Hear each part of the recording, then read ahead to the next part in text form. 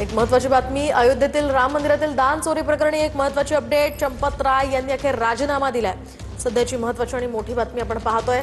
अयोध्येमधील श्रीराम मंदिरातील दानाची चोरी झाल्याच्या या प्रकरणी या संस्थांचे सर्वेसर्वा चंपत राय यांनी राजीनामा दिलेला आहे. अनिल मिश्रा यांनी सुद्धा राजीनामा दिल्याची माहिती सध्या समोर येते. आपण पाहतोय सध्याची महत्त्वाची अपडेट. या प्रकरणामध्ये दानातील चोरी प्रकरणी आता चंपत राय आणि अनिल मिश्रा यांनी राजीनामा दिलेला आहे. दानामध्ये फेरफार करण्यात आलेला होता, अनेक प्रश्न उपस्थित करण्यात आलेले होते आणि त्या पार्श्वभूमीवर झालेल्या आरोपांच्या पार्श्वभूमीवर आता चंपत राय आणि अनिल मिश्रा या दोघांनीही राजीनामा दिलेला आहे. गेल्या काही दिवसांपासून त्यांच्या राजीनाम्याची चर्चा होती. त्यांचं पद धोक्यात आहे असंही बोललं जात होतं आणि अखेर त्यांनी आता राजीनामा दिल्याची ही माहिती समोर येते. तर अयोध्या राम मंदिर देणगी आणि आर्थिक गैरव्यवहार प्रकरणी ही महत्त्वाची अपडेट आपण पाहतोय. अधिकची माहिती जाणून घेऊयात आमचे प्रतिनिधी प्रमोद जगताप यांच्याकडून. प्रमोद, काय अधिकची माहिती या संदर्भात?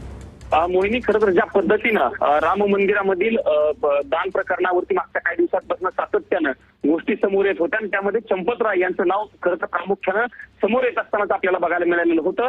ज्या प्रकारे उत्तर प्रदेश सरकारनं या सगळ्या प्रकरणाची चौकशी करण्यासाठी एसआयटीची स्थापना केलेली होती आणि काल खरं तर एफआयआर देखील दाखल झालेला होता. पण अत्यंत महत्वाची गोष्ट या एफआयआर मध्ये होती की जे चंपत राय असतील, त्यानंतर अनिल मिश्रा असतील, यांची नावं खरं तर त्या एफआयआर मध्ये नव्हती. त्यामुळे वेगळी चर्चा जी आहे ती सुरू झालेली होती आणि याच अनुषंगाने आता जी माहिती समोर येते त्या माहितीनुसार चंपत राय यांनी आपल्या पदाचा राजीनामा दिलेला आहे. त्या पदापासून दूर जाण्याचा निर्णय खरं तर त्यांनी घेतलेला आहे.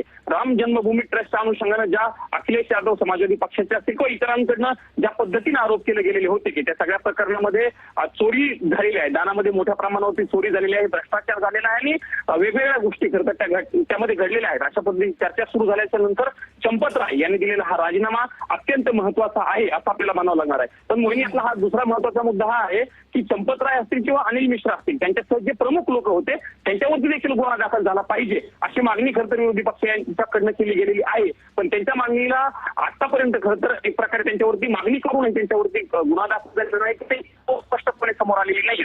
पण हे सगळं होत असताना चंपत राय यांनी दिलेला हा राजीनामा अत्यंत महत्वाचा आहे या सगळ्या प्रकरणाच्या अनुषंगानं, असं आपल्याला एक प्रकारे म्हणावं लागणार आहे. प्रमोद, विश्व हिंदू परिषदेच्या निर्देशांनंतर त्यांनी राजीनामा दिल्याची माहिती आहे, काय त्या संदर्भातले अपडेट्स आहेत?